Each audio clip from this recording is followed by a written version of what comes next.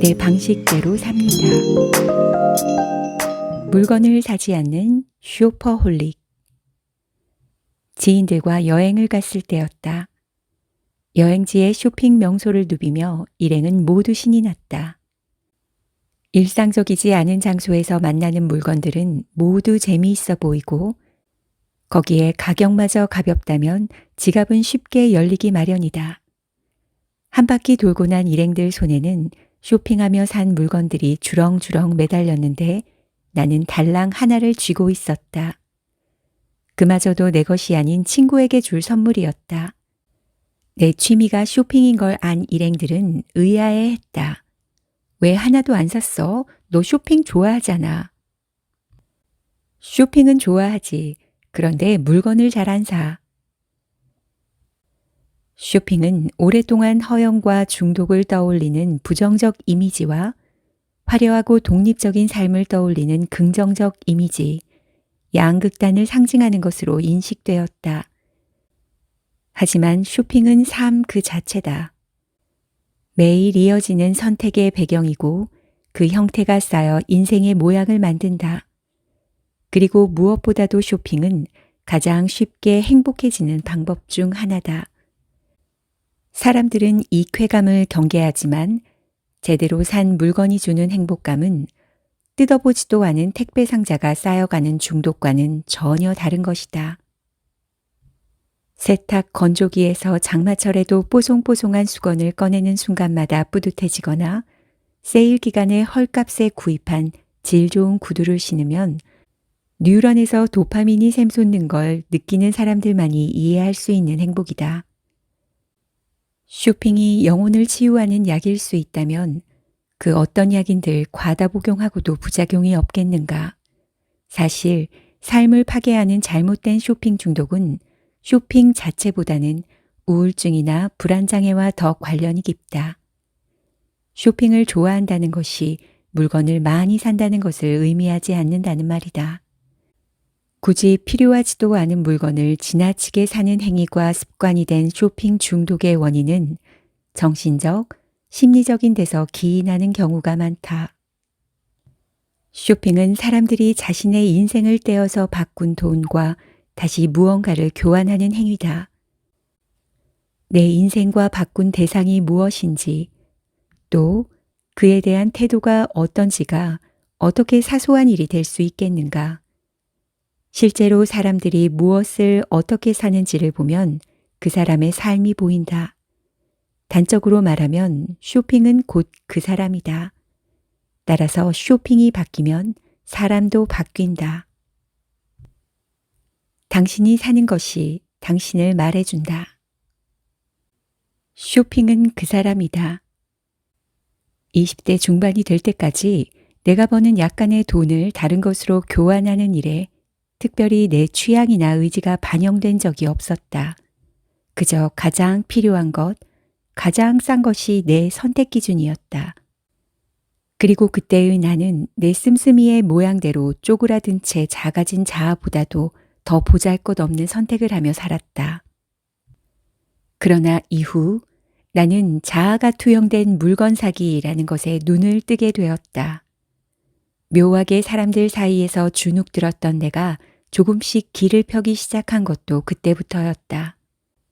의지대로 쇼핑을 하려면 경제적 여유가 바탕이 되어야 하니 결국 돈을 버는 게 자아의 힘이 아니겠냐고 되물을 수 있겠지만 이건 좀 다른 문제다. 자신을 부양할 만큼 넉넉해졌는데도 쇼핑에 의지를 투입하지 않고 의식과 필요의 흐름대로 돈을 쓰는 사람들이 적지 않다. 그런 쇼핑 태도는 인생에서 다른 것을 선택하는 태도와 놀랍게도 닮아 있다. 그건 쇼핑이 바로 선택 그 자체이기 때문이다. 무언가를 산다는 것은 한정된 자원을 내 삶에 분배하는 일이고 그 과정에서 드러나는 우선순위가 내 태도와 가치관이다. 일이 너무 바쁘고 피곤해 쇼핑의 선택의 피로감을 더하고 싶지 않다면 그 또한 독립된 하나의 선택이다. 같은 상황에서 어떤 사람은 쇼윈도에 비친 마네킹 코디 착장을 그대로 벗겨오는 효율을 선택하고 누군가는 지나가다가 맨 처음 눈에 띄는 것을 바로 사버리기도 한다. 글을 쓰고 사람을 만나고 생각하는 삶을 반복하면서 한 사람이 가지고 있는 물건들과 쇼핑 성향이 그 사람과 무관하지 않다는 명제에 점점 확신을 갖게 되었다. 심각하게 물건 정리가 필요한 사람은 인생 정리도 필요한 사람이기 쉽다. 쇼핑하는 태도를 자신의 의지 안에 두고 자신이 원하는 정체성을 심는 사람들은 역시 자신의 삶도 장악하며 산다. 이걸 알게 되면서 내 삶에 원하는 물건만 머물도록 허락하겠다는 철칙이 생겼다. 그러자 점차 사람도, 감정도, 일도 가장 원하는 것만 남게 되었다. 삶이 단순하면서도 풍요로워졌다. 그러니 한 번쯤 내 삶을 바꿔보고 싶다면 쇼핑에서부터 시작하는 것도 괜찮은 방법이다. 쇼핑하는 태도대로 사람을 만난다. 사람은 생각에 쓰는 에너지를 줄이고 다급한 상황에서 살아남기 위해 자동사고라는 것을 한다. 경험과 그에 대한 해석, 그리고 실천을 통해 패턴을 만들고 비슷한 상황에서 자동으로 반응하고 결정을 내리는 것이다. 그래서 우리는 가장 좋은 선택을 하기보다는 선택하기에 좋은 것을 선택할 때가 더 많다. 중요한 일에는 정신을 바짝 차리고 보다 시간을 들여 생각을 하니 다를 거라고 믿지만 그렇지 않다. 크고 중요한 결정도 언제나 작은 선택의 순간들이 모여 이루어지기 때문이다. 모든 것이 그렇듯 선택의 태도도 아주 작은 것들과 보다 큰 것들이 서로 연결돼 있다. 작은 선택에 서툴면 큰 선택도 서툴다. 그 반대도 마찬가지라 마음이 어수선한 시기에 고르는 물건들은 시원치 않을 때가 많다. 그래서 물건을 생각 없이 마구 사게 되는 시기에는 연애도 시작하는 게 아니다. 한창 나를 고치고 싶던 시기, 나를 들여다보고 다듬기 좋은 거울이 바로 쇼핑이었다. 여기서 말하는 쇼핑은 눈에 보이는 물건만을 말하는 게 아니다. 배움이나 외식, 여행처럼 경험을 사는 것도 포함한다. 손에 쥔 것이 얼마 되지 않던 때라 그걸 통제해서 내 의지 안의 흐름을 만드는 일이 스스로 돌을 닦는다는 기분까지 들게 했다. 내가 정말 원하는 물건만 내 삶에 들이겠다는 결심은 내가 정말 원하는 게 뭔가에 대한 질문을 끊임없이 던지게 했다. 그런데 이 질문이 구체적인 상황과 만나니 삶의 많은 것들이 바뀌었다. 확실히 나는 지금이 아무거나라고 자주 말하던 시절보다 내 하루하루를 장악할 수 있는 힘이 더 생겼다고 느낀다. 그런 힘이 생기면 보다 좋은 인생의 선택을 할 수 있는 힘도 생긴다. 쇼핑은 선택의 태도를 연습할 수 있는 가장 쉽고 안전한 방법이다. 선택에 실패해도 괜찮다. 반품이나 중고 판매, 양도에 따른 사소한 손해를 감수하고 연습하는 게 중요하다. 이 연습에 익숙해지면 선택의 상황에 놓였을 때 회피하거나 가장 쉬운 것을 선택해버리는 습관에서 벗어날 수 있다. 그러니 좋은 운명을 선택하고 싶다면 두루마리 휴지 하나도 함부로 고르지 마라. 사람보다 물건이 위로가 될 때 자신이 얼만큼 힘든 시기를 살고 있는지 가장 간단하게 알아보는 방법이 있다. 마법사가 나타나서 다른 사람과 자신의 인생을 바꾸어 준다고 했을 때 콕 집어서 통째로 인생을 바꾸고 싶은 사람이 있는가? 대개의 사람은 평소 부러워하던 사람이라도 막상 인생을 바꾸겠냐고 하면 망설이곤 한다. 금수저로 태어났지만 저런 성격으로 살기는 싫다. 능력은 있지만 저런 가족들과 산다고 생각하면 끔찍해 라며 말이다. 사람들은 대부분 사실 자신의 인생을 가장 사랑한다. 부러운 것은 타인 인생의 한 부분일 뿐.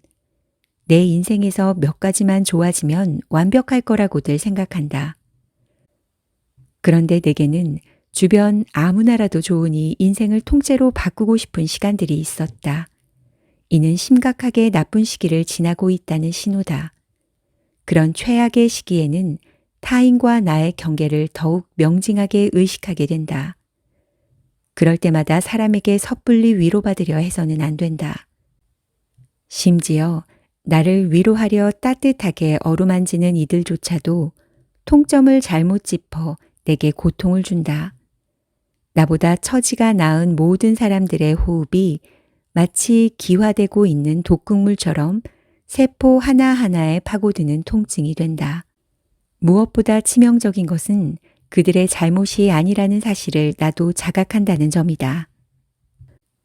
모든 잘못이 내 존재 자체에 있다는 결론에 이른 이들에게 사람이 위로가 될 수 없는 이유다.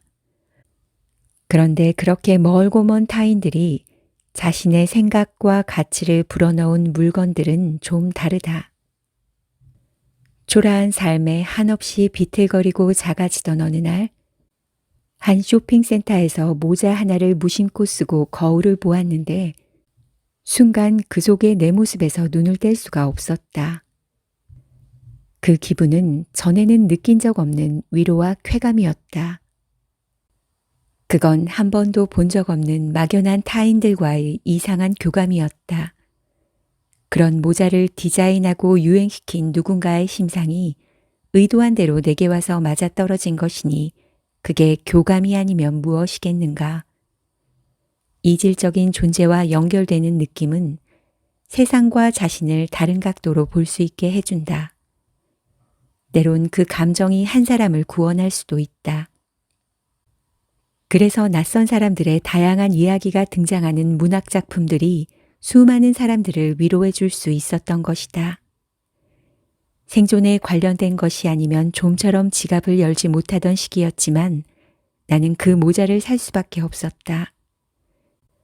그때만큼은 그 모자가 분명 내 생존 혹은 실존과 관계 있는 물건이었다.